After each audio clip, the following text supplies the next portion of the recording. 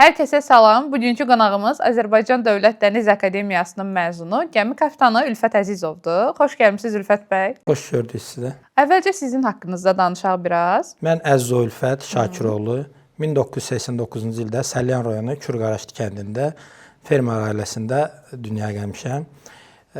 Və 2007-ci ildə Kürqaraşdı kənd orta məktəbini bitirdikdə qərar aldım ki, dənizçi olum və beləliklə yolumuz Dövlət Dəniz Akademiyasından kəsişdi. Belə bir həmişə mənim bir zarafatım var. Bəzən dənizdə məndən xarici köməkçilərim soruşurlar ki, nə vaxtdan özünüzü dənizçi sayırsınız? Deyirəm ki, mən Dövlət Dəniz Akademiyasına qəbul olduqda 2007-ci ilin avqust ayı idi, səhv eləmirəmsə. Atamla gəldik, sənədləri verdi. O zamanlar bəlkə yadınıza gələr, bulvarda gəzinti gəmisi var idi. Atam məni gəzinti gəmisinə mindirdi. Dedi, gör gəmin olan bir yerdir. Mən həmişə deyirəm zarafatla ki, mən o gəmiyə mindiyim gündən özümü dənizçi hiss edirəm. Çox maraqlı təsadüfdür. Məncə də dənizçiliyə gedən yol elə həmin o gəmidən başlayıb. Elə bu yerdə soruşmaq istəyirəm, sizi dənizçiliyə gətirən səbəb nə idi bəs? Necə oldu dənizçi olmağa qərar verdiniz? Mən uşaq olandan hər zaman fikrim var idi ki, xarici ölkələrə gedeyim, dünyanı gəziyim, dünyanı fəth edeyim. Və sonra təsadüfən Dəniz Akademiyası haqqında öyrəndim ki, belə bir akademiya var və oranın diplomu dünyanın hər yerində tanınır və işlə təmin olunur, dünyaya çıxışı var və beləliklə sənədlərimi oraya verdim. Və o zamanlar da bilirsiniz, indi məsəl üçün tələbə qəbulunda fərqlidir, o zaman fərqli idi. Səhv eləmirəmsə 15 yer yazmaq olurdu, bir də əvvəldən yazırdıq. Mən sadəcə 3 yer yazmışdım. Sadəcə Dövlət Dəniz Akademiyası.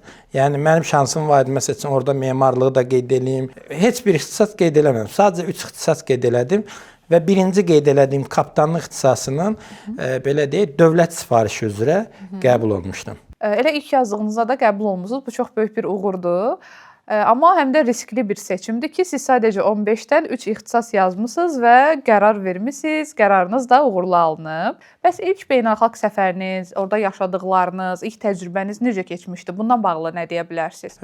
İlk səfərim mənim olub Ayşənur adlı bir gəmidə 2013-cü ildə, heç unutmuram, dekabrın 23-də öz ad günüm Türkiyəyə uçdum. İlk dəfə gəmiyə minəcəm. Praktikant kimi getdim. 4 ay gəmidə işlədim. Belə deyək, hansı görəv boş olursa o görəvdə də işləyirdim.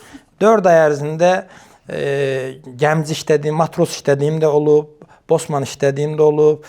Ən son vardiya zabiti işlədim bir ay və magistr oxuduğum üçün, mən onu da qeyd edeyim ki, mən də akademiyanın magistrində oxumuşam.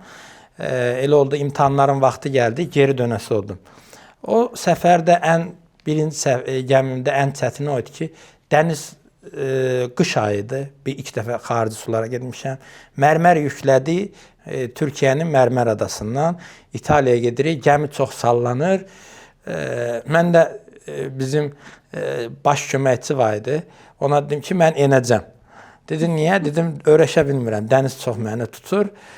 Bu gəmidən enəcəm, mən gedəcəm Azərbaycana, Xəzərdəki gəmilərdə işləyəcəm. O da dedi ki, eləmə, etmə. Bax, limana gələndən sonra peşman olarsan. Nəysə, bir gün, 2 gün, ondan sonra öyrəşdim. O qərar sizin heç vaxt yadınızdan çıxmır. İndi gənclər bəzən gəlirlər gəmiyə, baxıram dəniz tutur. Deyirəm ki, möhkəm olun, psixoloji olaraq özünüzü möhkəm olun. Mən də zamanında dəniz tutub, amma indi elə olur ki, aylarca okeanda dəniz yüksək dalğalara məruz qalırıq, amma təsir etmir. Artıq öyrəşmişik. Bəs gəmi kapitanı olmağa necə qərar verdiniz? Yəni kapitanlığa gedən yolunuz necə başladı? Həmişə arzum olub ki, gənc kapitan olum və bu arzuma da çatmışam. Mən 1 il, 2 kontrakt deyək ki, növbə köməkçi işlədikdən sonra qərar aldım ki, baş köməkçi diplomunu alacağam və gedəcəm. Baş köməkçi işləyəcəm. Baş köməkçi işləyəndə 2 ildən sonra şirkət mənə dedi ki, gəl sən kapitan keçirək. Amma müəyyən səbəblərdən mən o zaman 28 yaşında kaptan keçə bilərdim. Müəyyən səbəblərdən, ailəvi səbəblərdən vaxt edib mən imtahanlara hazırlaşa bilmədim. Bu 30 yaşıma gəldi çıxdı. 30 yaşımda gəmi kapitan diplomunu aldım və Türkiyəyə getdim. İlk dəfə 7000 tonlu o gəmidə kapitan keçdim. İşlədiyim şirkətlərdə ən çox xoşuma gələn olurdu ki, deyək ki, məsəl üçün Statu dənizçilikdə işlədim. 15-dən çox gəmisi var idi. Ən gənc kapitan mən idim. Oras dənizçiliyə getdim oradan. Orada da ən gənc kapitan mən idim. Elə gənc yaşda kapitan olmağın özü də ağır və məsuliyyətli bir işdir. Mən belə deyərdim ki, bir həftə öncə bir xeyir iş var idi. Ailəmizlə, mən özümdən böyük qardaşım var. Atam səhərsi günü mənə səs atır ki, sən bəs özündən böyük qardaşlarımın saçı ağarmayıb, sənin saçın ağarır. Yəni bu dəniz məsuliyyət, disiplin, bunlar hamısı insanın təsir eləyir. Və mənim indi məsəl üçün gənclərə hər zaman tövsiyə edirəm. Deyirəm ki, tənbəl olmayın. Tənbəl olmayın, bir an qabağa getməyə baxın. Nə qədər deyirəm tez qabağa gedərsinizsə, o qədər daha parlaq karyeranız olar. Azərbaycan Dövlət Dəniz Akademiyasında təhsil almısınız. Oradakı təhsiliniz, hazırki kapitanlıq, eləcə də müəllimlik fəaliyyətinizə bəs necə təsir göstərib? Belə deyərdim, mənim dövrümdə, yəni 2007-2011-ci illərdə oxuyanda, bizim Dənizçilik Akademiyası belə idi ki, köhnə ilə yeninin vəhdəti idi. Həm orada bizə belə deyək, köhnə naviqasiya, astronomiya, bu kimi şeylər də öyrədirdilər və biz artıq 3-cü kursda mı səhv etmirəmsə oxuyanda bizim akademiyada turnajör zalları quruldu. GMDSS turnajör zalı, köprü üstü simulyatorları quruldu və bizə onlar da dərs keçdilər. Mən işlədiyim yerlərdə elə olur ki, gənc kadetlər gəlir, türklər, ingilislər, hindistanlılar. Mən onlara həm astronomiya öyrədirəm bəzən. Bəzən də elə olur ki, müasir eqdislərdən öyrədirəm. Deyirlər ki, kapitan, siz necə olurdu? Həm köhnəni bilirsiniz, həm yenini. Mən onlara izah edirəm ki, şəkillərimiz var bizim. Mən Dövlət Dəniz Akademiyasından qalan şəkillərim var. Məsəl üçün, orada bir şəkilimiz var. Amur gyrokompası, çox eski gyrokompasını belə söküb içərisini öyrədir müəllimimizə. Mən o şəkilləri də göstərirəm. Turnajördə olan şəkillərimizi də göstərirəm. Ki, yəni biz həm köhnə dövri keçmişik, həm yeni dövrü. Siz həm köhnə, həm də yeni dövrü görmüsünüz. Və indi akademiyanın indiki dövrünə baxsaq, hansı fərqləri görürsünüz? Zaman dəyişir, tələblər dəyişir, yəni texnologiya sürətlə inkişaf edir, xüsusilə dənizçilik sahəsində. Sizcə ADDA bu tələblərə cavab verə bilirmi? Bəli, akademiyada ən son səhv etmirəmsə bir neçə ay qabaq olmuşdum. Mən yəni gördüklərim, yeni turnajörlər. Mən həmişə deyirdim ki, müəllim, bu gyrokompasları, amurlar artıq istifadə olunmur. Yeni gyrokompaslar qurulsun bura. Baxdım ki, artıq yeni kompaslar, yeni cihazlar qurulub. Müasir təhsil sisteminə. Mənim bir sözüm var, bəlkə də bu politik olaraq düz çıxmaz. Mən həmişə deyirdim ki, rus təhsilindən qopub İngilis təhsilinə yanaşmaq lazımdır. Çünki dənizçilik sistemində rus təhsili biraz fərqlidir. İngilis təhsili bu admiraltı kitablardır, xəritələrdir. İngilislərinki bu gedir. Amma rusların xəritəsi daha fərqlidir. İndi məsəl üçün müasir şagirdlər gəlir, müasir məzunlar gəlir. Mən onlara suallar verirəm ki, məsələn akademiyada hansı xəritələr görmüsünüz, kataloqu və yaxud Admiraltın NP kitablarını verdikləri cavablar məni qane eləyir. Görürəm ki, artıq akademiyamızda o zamanında mən istədiyim şeylər indi artıq var akademiyada. Və bu sevindirici haldır ki, biz daha yaxşı kadrları yetişdirməyə çalışırıq. Nə yaxşı ki, inkişaf var və olmağa da davam edir. Dənizçilik belə bir sektordur ki, akademiya hər zaman inkişaf etməlidir. Əgər dövrlə əyaqlaşa bilməsə, oranın məzunları da dövrünə əyaqlaşa bilməyəcək. Məsəl üçün, bu günlər deyək ki, tranzas eqdisləri var, onlarla dərs keçilir akademiyada.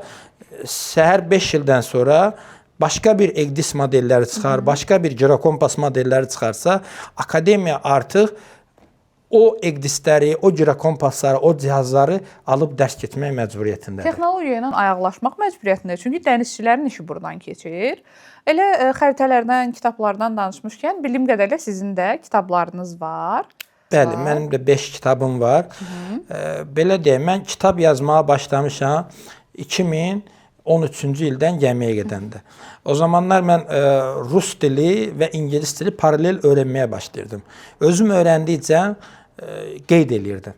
Mən bunu belə deyək ki, mənim kapitanlarım olub, baş köməkçilərim olub, mən o zaman növbə köməkçisi olmuşam. Bir sözü bilməyəndə kapitandan xahiş edirdim, deyirdim, buna nə deyirlər rusca?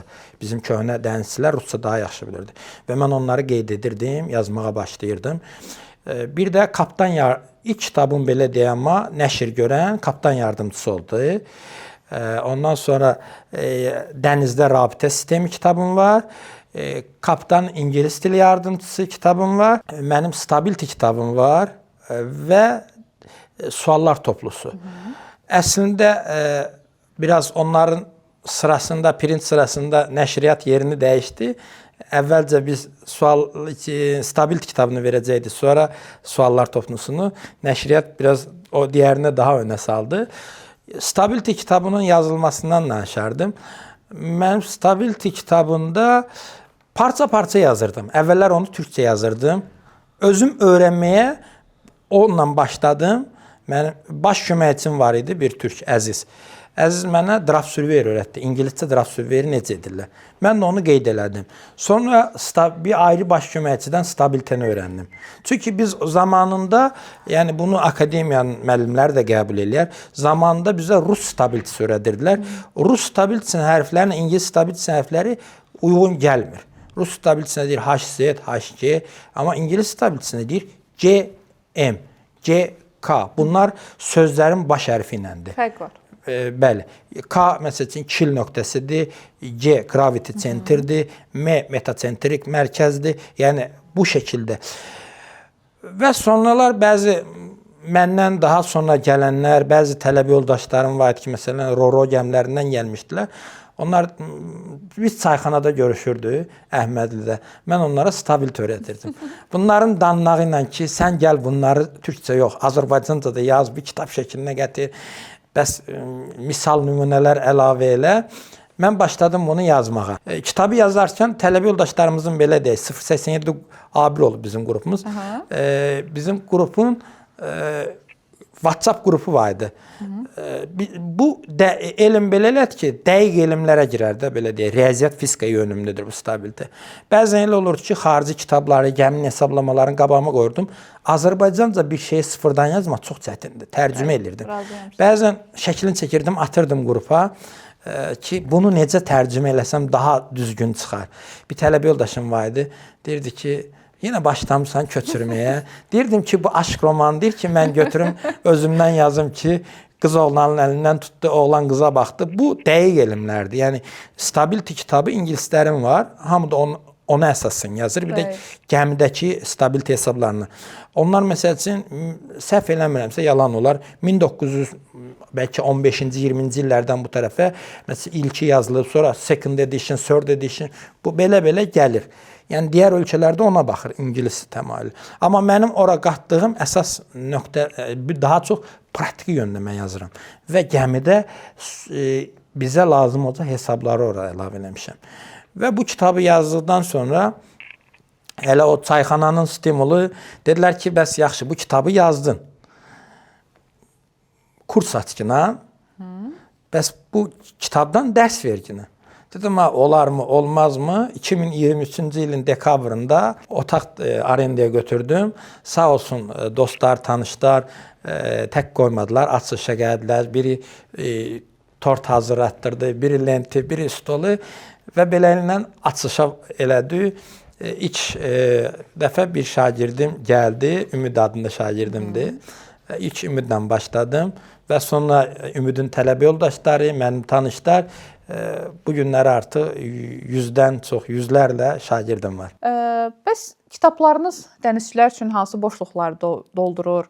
Belə deyək, bu sahədə görmədiyiniz hansı mövzularla bağlı yazmağa davam edirsiniz ki, bu sahəyə müəyyən töhfələr verəsiniz? Bax, belə deyək ki, 5 kitabın hərəsinin öz yeri var. Birinci kitabım biraz daha çox nəzəri yöndədir. Kapitanın yardımcısı. Dənizdə Rabitə kitabım isə bu kitabı hətta belə deyərdim, məni tanıyan Türk növbə köməkçiləri də istifadə edir. Orada birbaşa rabitə cihazlarının istifadə qaydalarını vermişəm. Onu mən belə deyək də evdə oturub yazmamışam. Onu ən çox yazanda mənim bir praktikant təcrübəçim var idi, Əlhədər. Onunla bərabər otururduq, test eləyirdik və kağızı qoyurduq qabağımıza, yazırdıq. Bu mərhələdən sonra buna keçəcək, bu mərhələdən sonra buna keçəcək. Təcrübələriniz necə? Təcrübələrimi yazmışam orada. Və bu gün də gəmidən məsəl üçün mənə elə olur ki, yazırlar ki, müəllim, filan cihaz var, onu necə eləyək? Mən kitabın səhifəsini deyirəm şagirdimə ki, o kitabda filan səhifədə qeyd eləmişəm şəkili ilə. Və yaxud da Stability kitabım deyək. Stability kitabında Stability'dən sual verir ki, filan şeyi necə hesablayayım? Mən deyirəm ki, kitabın filan səhifəsinə bax. Çox istifadəyə yararlıdır və demək olar ki, hamı istifadə edir. Elə indi də yazmağa davam eləyirsiniz. Bəs indi yazdığınız kitablar, yəni hazırda üstündə işlədiyiniz kitablar hansı mövzuları əhatə eləyəcək? Bu kitablar belə deyək ki, bir kitabım var. Kapitanın növbə köməkçisinin işləri. Yəni kitabın adını hələ ki tam qərar verməmişəm. Mən bəzən şagirdlərimlə də bu məsələlərdə məsləhətləşirəm. Deyirəm ki, məsələn onlar növbə köməkçisi. Deyirəm bax, burada bunu yazıram. Bəzən deyirlər ki, müəllim, burada bunu yazmısan, bizə onun yanında bunu da yaz. Əlavələr də məsələn təkliflər eləyirlər. Məsələn mən bəzən onlardan şəkil istəyirəm, deyirəm məsələn gəmidə filan cihazın şəklini verin. Yəni bu mövzuda yazıram. Bir də Stability kitabını inşallah bu sirri də buradan açıqlayım. İkinci dəfə yazırıq. Çünki mənim kitablarım akademiyaya bağlı olaraq yazılmayıb. Mən onları müstəqil olaraq yazmışam. ASBN nömrəsi var, kitab nömrəm var, qeydiyyatı var dövlətdə. Amma akademiyaya bağlı olaraq yazılmaq üçün bu biraz akademik tədris yönündə yazılmalıdır və bunu Təhsil Nazirliyində təsdiqini elətdirməli. Bunun üzərində işləyirəm inşallah. Çünki iləride mən istəyirəm ki, bizim Dövlət Dənizçilik Akademiyasında Stability dərsi sırf mənim kitabımdan olsun və tam müasir tələblərə alın. Demək olar, akademiyanın bütün mövzuları tam müasir şeylərə gəlib. Bir tək Stability'də biraz aksaqlığı var. Onu da inşallah siz tamamlayacaqsınız. Biz tamamlayacağıq. Akademiyanı bitirdikdən sonra tələbələr özlərini belə deyək də inkişaf etdirmək üçün, daha da təkmilləşmək üçün bəzi kurslar axtarırlar. Elə sizin kursunuz, burada soruşmaq istəyirəm, bu məqsədləmi yaranıb? Bax, belə deyərdim, mən də akademiyada şagird olmuşam, tələbə olmuşam. Biz akademiyaya gələndə 17 yaşımız var idi, şıltaq gənc idi. Bəzən müəllimlərdən küsürdük, müəllim bizdən dərs tələb eləyirdi. Deyirdi ki, müəllim, bu bizə lazımdır. Biz o zaman ağlımızda bir şey var idi, naviqasiya, bir də Kolreg deyirik, MPPS deyirik rusca, dənizdə hərəkətin tənzimlənməsi kitabı var. Bir də elə fikirləşirdik ki, bu ikisi lazımdır bizə. Bəzi fənləri oxumurduq. Amma gəmiyə gedib çatandan sonra görürük ki, hamısına ehtiyac var. Və bir də məsəl üçün belə deyərdim ki, akademiyanı bitirir. Bu bir il əskər gedir. Əskər gələndən sonra bir neçə ay sertifikatları yığır, iş axtarır. Birbaşa növbə köməkçisini gedə bilmir, bəzən matros gedir. Ortada artıq akademiyanın təhsilindən 2 il keçir. Bəli. Və müəyyən şeyləri unutmuş oluruq. Və buna görə şagirdin, tələbənin təkrar update olması üçün müəyyən təcrübəli kapitanlardan, təcrübəli mexaniklərdən kurs almasını daha üstün olur. Bu da dünyanın bir neçə ölkələrində var. Amma Azərbaycanda yox idi. Mən də qərar aldım ki, Azərbaycanda bunu edeyim. Azərbaycan dənizçilərinin dünyada daha çox tanınmasını, prestij olaraq artmasını istəyərdim. Ona görə buna başladı. Məsəl üçün, iş elanları verilir, yazırsan, deyirsən ki, məsələn, mənim şagirdim var buraya unutma. Yox deyir, Ukraynalı istəyirik, yox deyir, Türkiyəli istəyirik, Rusiyalı istəyirik. Bizim dənizçiləri biraz daha çox zəif kimi görürlər. Böyük gəmilərə məsələn şagirdlərini təklif edəndə deyir ki, hocam burada çalışa bilirmi? Deyirəm ki, rahat ol, çalışır. Bir neçə şagirdlərim var ki, mən onları 30 min, 50 min, 70 min tonluq gəmilərə göndərmişəm və məmnun da qalıblar. Biz belə deyərdim ki, 20 il öncəyə getsək, çox nadir barmaqla sayılacaq kapitanlar kimlərsə olub ki, dəniz tipli gəmilərdə işləyib, xaricdə, türk firmalarında. Çoxsu işləyib, çay tipli gəmilər var, köhnə. Onlarda işləyib. Çünki bizim Azərbaycanlıları çox da iləri getməyə qoymayıblar. Amma bugünkü günü son illərdə Azərbaycanın gənc kapitanları, bu Dövlət Dəniz Akademiyasını bitirən, yəni bu müasir akademiyanı bitirən şagirdləri var ki, kapitan olublar.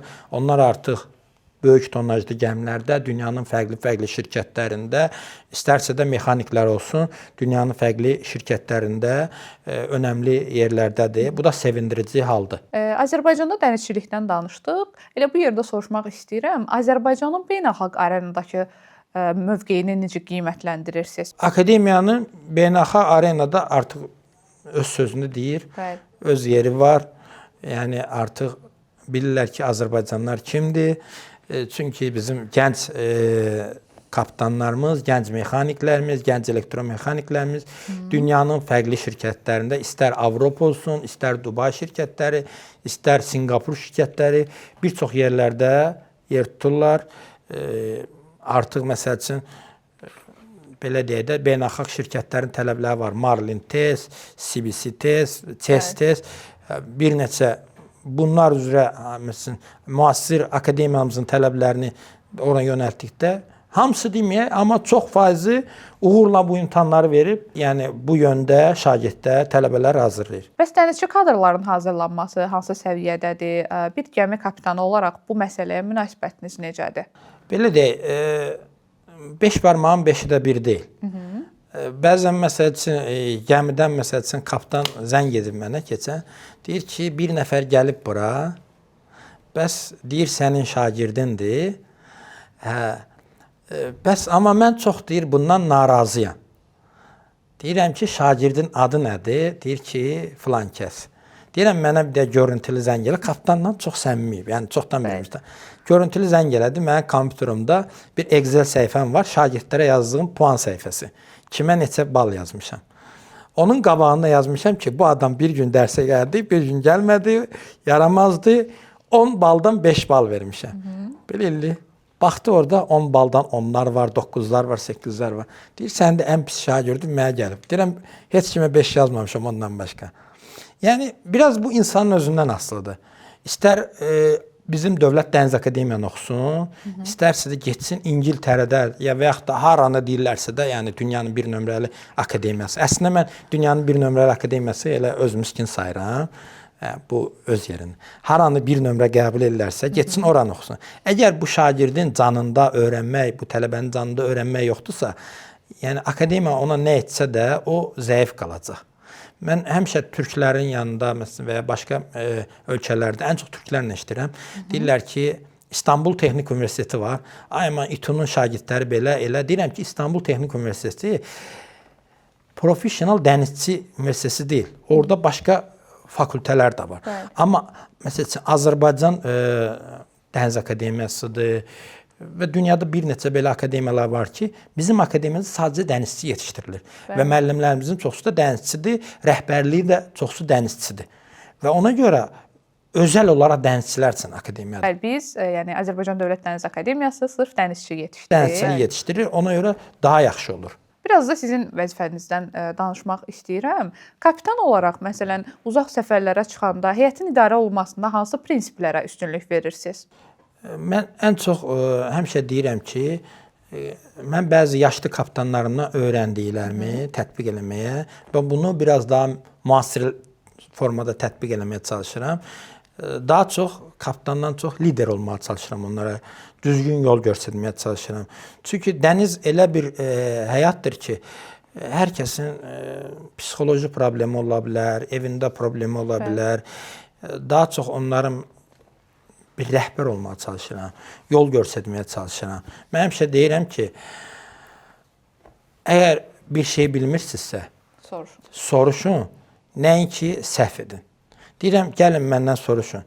Bilirəmsə öyrədəcəm. Bilmirəmsə kitabdan baxacam. Çünki dənizçilik kitablar var da, Solos var, Marpol var, STVC var.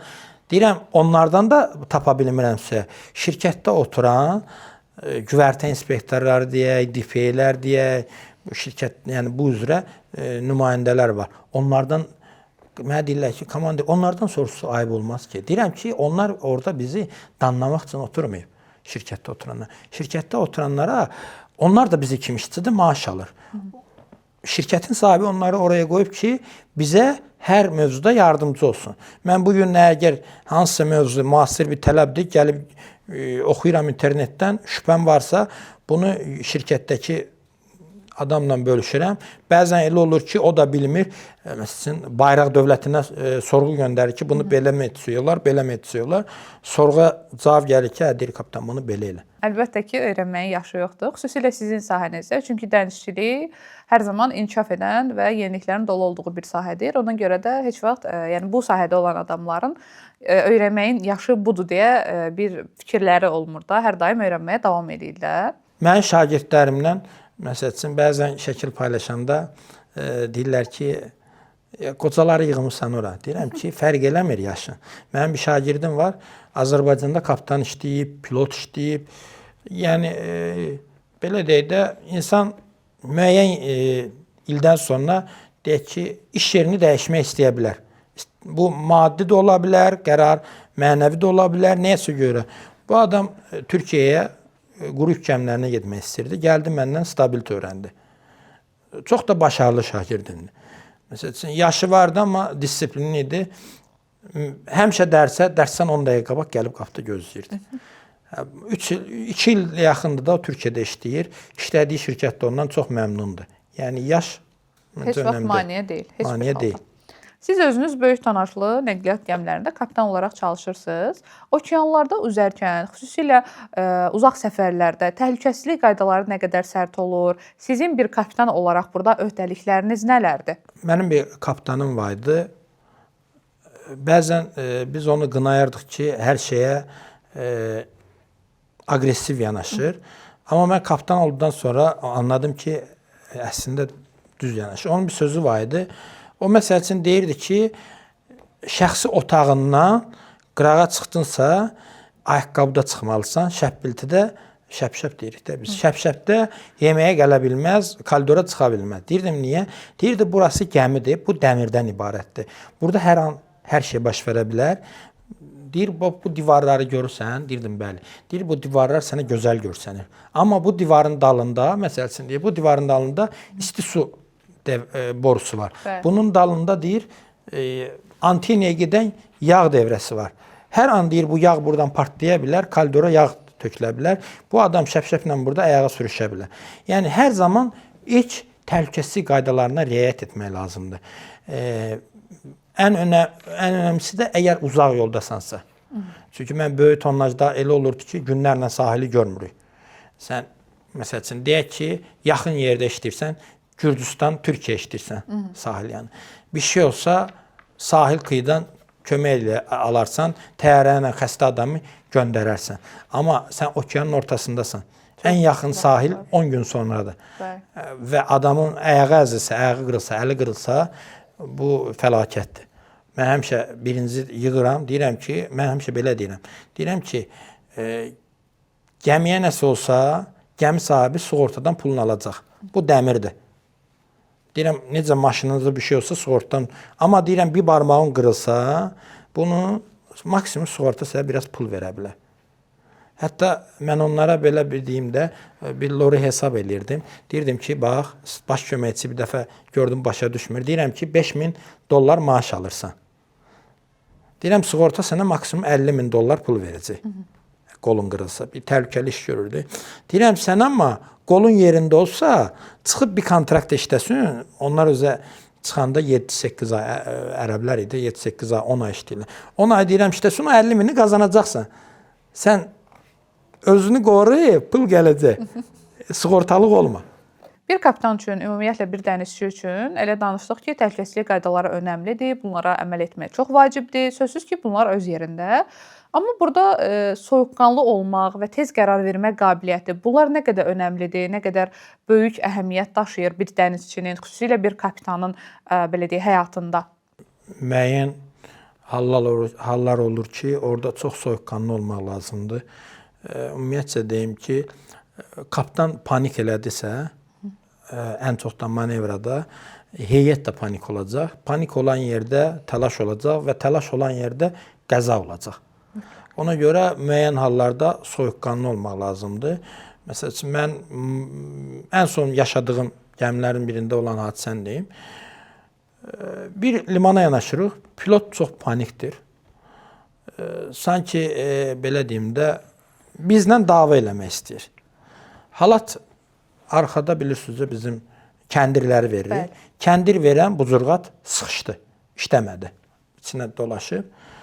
Bu da deyir ki, boşluq ver, həmən gəmiyi 10 metr arxaya verəcəyik və deyir ki, maşinanı arxaya işlət. Mən birinci arxada olan köməkçimdən soruşuram. Arxaya işlədəcəm, halata boşluq verə bilsən? O dedi ki, sıxışıb, mənə 3 dəqiqə ver, açın bunu. Bu pilot əlini atdı makina arxaya eləməyə. Mən də əlinin üstündən tutdum. Dedim, sən ixtiyarın yoxdur bunu eləməyə. Sakin oldum. Hər hansı bir 2 dəqiqə, başdan bir, qışdan bir halat vermişik, 2 dənə romokül var. Yəni, burada təlaş edəcək bir durum yoxdur. 5 dəqiqə sonra da verə bilər arxaya, 10 dəqiqə sonra da. Amma sən deyirən belə elədik də, orada halat qırıla bilər. Halat qırılsa, Allah göstərməsin, arxada manevr bölgəsində olan matrosun və ya növbə köməkçisinə zərər dəyə bilər. Fəlakətə səbəb olar. Fəlakətə səbəb ola bilər, yəni insan canıdır. Yəni, belə anlarda soyuqqanlı olmaq lazımdır. Mən ona bağırsam, çağırsam ki, niyə dolaşdı o, niyə oldu, o adam orada əli əsəcək. Birinin də olacaq, 5 o da görməyəcək. 3 dəqiqə görəcək işi 10 dəqiqə görəcək. Mən deyirəm ki, tamam, sən rahat-rahat o işi gör, gördükdən sonra mənə xəbər elə. Yəni, belə nümunələr çox çəkmək olar. Və yaxud da mənim ilk kapitanlığım idi. 6 ay kapitan işləmişdim, gəldim, gəmi təkrar zavoda girəcək, ballast water treatment sistemi qurulacaq. Bilənlər bilər. Tuzlanın dəmir yakır Lövbər bölgəsində gəmilər gəlir ora, doka qalxacaqlar deyə çoxsu balastı boşaldım. Mən 7000 tonluq gəmideydim o zaman. Qarşımda 70.000 tonluq tanker var. Bir baxdım ki, tanker üstümə gəlir. Tanker üstümə gəlir, onları çağırdım, o da deyir ki, makinamı çalışdıracağım. Baxdım, artıq bizə vuracaq. Elan elədim. O zaman, bax, heyətin də təcrübəsi o zaman mənə çox kömək oldu. Məsəl üçün, bir bosmanım var idi, çox təcrübəli idi, illərin bosmanı. Həmən qaçdıq, özü güvərtdən başa qaçır. Əlinə işarə edib, mən oradayım. Və matrosunu mənim yanıma göndərir ki, mənə təlsiz cihazı verim ona. Və biz başladıq Lövbəri 5-ci kiliddən ta 8-ci kilidə qədər verdik. Və mən mühərriki də həmən, bizim mexaniklər çox sağ olsun, həmən işlətdilər. Mən geri işlədirəm, şotel sistemidir. Artıq böyük gəmi 7-8 metr qalıb bizə vuracaq. Bizə vuracaq, mən bol trasterim də var, baş pərvanə. Baş pərvanəni işlətdim, gəminin başını açmışam, belə qalıb. Baxıram ki, oradan nə vaxt üstü çıxacaq. Və bosmana dedim ki, sən hər ehtimal bir matrosu baş altına göndər. Niyə? Dedim ki, gördün gəmiyə dəyir, lövbəri burax. Lövbərin emergency buraxılma qolu var, onu fırladırsan, buraxırsan. Biri var, bir gəminin başını əzəsən, o daha çox ziyandır. Bir də var, bir lövbəri itirəsən. O lövbəri sonra dalğıc vasitəsindən də ala bilərik. Dedi ki, komandir, 2 nəfər orada hazır gözləyir. Yəni, mən o zaman anladım ki, təcrübəli, işini bilən heyətlə işləmək daha rahat olur. O adam artıq orada qoyub. Son anda 1 metrə qalmışdı. Orada da bir neçə tur fırladırsan bunu. Bir tur fırladım, artıq dedim ki, verin. Bir tur fırlatdı, yavaş döndərirlər. O an gördüm, bosman qışqırır ki, komandir onların mühərrikindən duman qalxdı. Yəni, mühərriki işlətdi, həmən də getdilər qaba. Biz lövbəri ümumidən buraxası olmadıq. Yəni, mən soyuqqanlı olmasam, artıq 7-8-10 metr qala, bəlkə də 20 metr qala qorxub lövbəri buraxacam. Çünki lövbəri deyəcəksiniz ki, video baxanlar niyə almadı? Lövbəri almağa baxsam, lövbər artıq o digər gəminin altına baxır. Almağa qalsam, gedib vuracam. Buraxsam da ziyandır. Son ana qədər soyuqqanlığımı qoradım. Son ana qədər. Bunu bizim o zamanki gəmimizdən köprü üstündə video kameralar vardı, 2 dənə. Bütün video kamera çəkmişdi. Sonra şirkət O anda da bir də tam o manevr eləm, şirkətin rəhbəri mənə zəng eləyib. Açdım belə dedim, acil bir vəziyyət var, söndürdüm. Sonra zəng eləyiblər ki, nə olub? Mən də kamera görüntüsünü atdım, dedim belə. Gəmiyə vuracaqdı, son anda vurmadıq. Çox qorxulu, çox riskli, bir o qədər də maraqlı bir xatirədir, bəlkə də hekayədir. Çox olur belə gəmidə hadisələr. Yəni bir müddətdən sonra necə olur? Öyrəşirsinizmi belə hadisələrə? Bəli, bəlli bir mən onu məsəl üçün hiss edirəm ki, artıq 5 ildir kapitanam. Artıq kapitan diplomumu təkrar imtahan verdim, dəyişdim. Yəni müəyyən qədər daha çox illər keçdikcə rahatlayıram. Hansısa bir hadisə onda daha çox həyəcan azalır. Əlbəttə, həm soyuqqanlı olmaq, həm tez qərar vermək qabiliyyətiniz, yəni normal olaraq bir yerdən sonra bu cür hadisələrə öyrəşirsiniz, normal reaksiyalar verirsiniz və sizin üçün adi bir, belə deyək də, bizim üçün böyük, riskli və qorxulu görünsə də sizin üçün adi bir hadisəyə çevrilir. Bəli, riskli hallar, gəmi özü risk deməkdir. Bəli, sözsüz ki. Bu riskli hallarda əgər kapitan və onun baş köməkçisi, baş mexaniki düzgün qərar verməsə, daha böyük fəlakətə uğraya bilər və yaxud da hər hansı bir heyətin sağlığına zərər ola bilər. Bu risklərin içinə atılmaq istəyən gənclərə nə tövsiyə eləyərsiniz bir kapitan olaraq? Gənclərə tövsiyəm odur ki, əgər tənbəllik sindromu varsa, dənizə gəlməsinlər.